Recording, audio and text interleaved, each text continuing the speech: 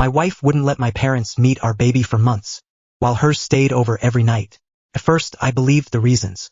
They don't respect boundaries. They stress me out. I need to feel safe while I'm healing. All words that sounded reasonable. All words that made me feel selfish for even asking. Meanwhile, her mom slept in the guest room. Her dad rocked our baby in the living room at 2 a.m. Her sister came and went like it was her own house. My parents sent gifts, left voicemails, asked if they'd done something wrong. I asked my wife gently. She sighed like I'd failed a test. Why are you making this about you? I stopped pushing. Then one night, her sister stayed late after everyone else went to bed. She didn't sit, didn't smile, just leaned against the counter and said, "I need to tell you something." I thought she was going to defend her. Instead, she said, "She's scared they'll see it." "See what?" She swallowed. "How she talks about you."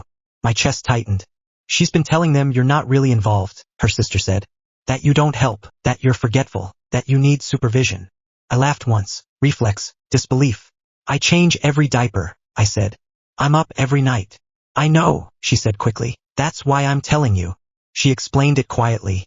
My wife didn't want my parents around because they'd see the truth. That I was present.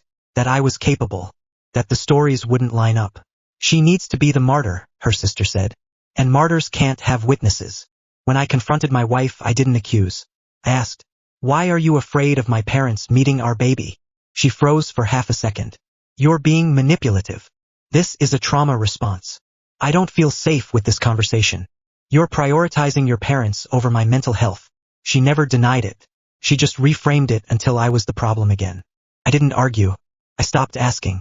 I started documenting. Being visible. Letting truth exist without defending it. When my parents finally met our baby, months later, it wasn't dramatic. They held him. They smiled. They thanked me for being such a good dad. My wife barely spoke. Her sister pulled me aside afterward. "I'm glad they saw it," she said. "You deserve that." After that, she became something unexpected. Not an ally. Not a spy. A friend.